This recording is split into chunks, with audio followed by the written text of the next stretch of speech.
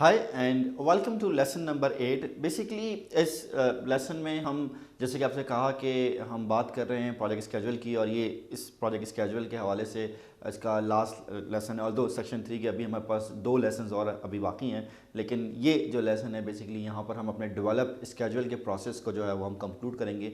हमारे पास जो develop schedule के मेनली 2 आउटपुट्स हैं, एक है हमारे पास स्केजुअल बेसलाइन और दूसरा है प्रोजेक्ट स्केजुअल। देखिए प्रोजेक्ट स्केजुअल क्या है हमारे पास कि वो हमें हमारे पूरे प्रोजेक्ट की एक्टिविटीज़, उसकी डिपेंडेंसीज और उन सारी इन्फॉर्मेशन को जो है वो प्रेजेंट कर रहा होता है, और हम उसको मैनेजमेंट को प्रेजेंट करने के लिए भी यूज़ करते हैं।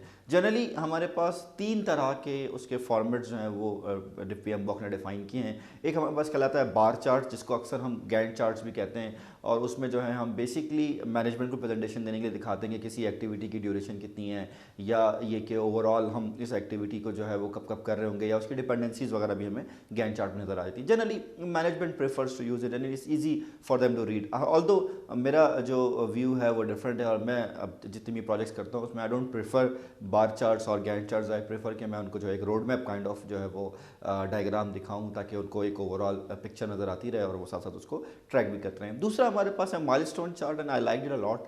माइलस्टोन चार्ट बेसिकली हमने कहा कि माइलस्टोन एक्टिविटी कोई एक्टिविटी नहीं होती है, उसकी ड्यूरेशन 0 डेज होती है मेनली, और उसकी जो डिपिक्शन होती है वो हमारे पास जो है वो एक ब्लैक डायमंड या फिल्ड ब्लैक डायमंड है। तो आप एक माइलस्टोन चार्ट में जो ये देख लेते हैं कि आपके प्रोजेक्ट में ओवरऑल कितने माइलस्टोन्स हैं और वो कब कब जो है वो अकर हो रहेंगे।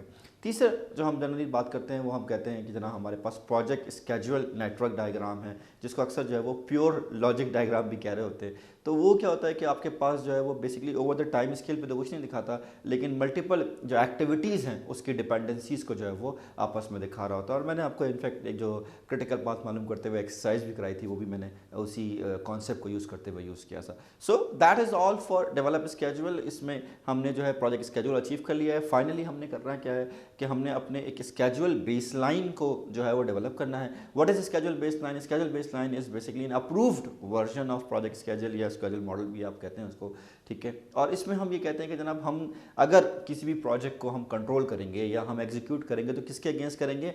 अपने स्केजुअल बेसलाइन के अगेंस्ट करेंगे, नहीं अगेंस्ट करेंगे, ठीक है।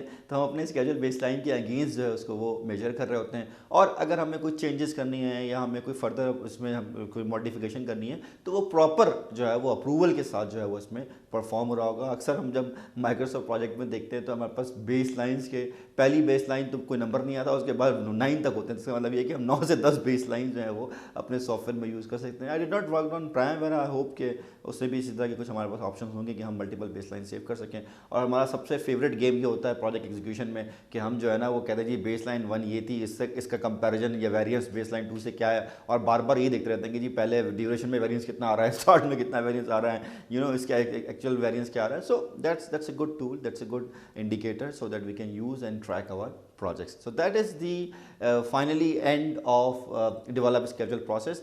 Next जो हमारा लेसन है उसमें मैं आपको बताऊंगा कि हम अपने कॉस्ट बेस लाइन को कैसे फाइनलाइज करते हैं। Thank you.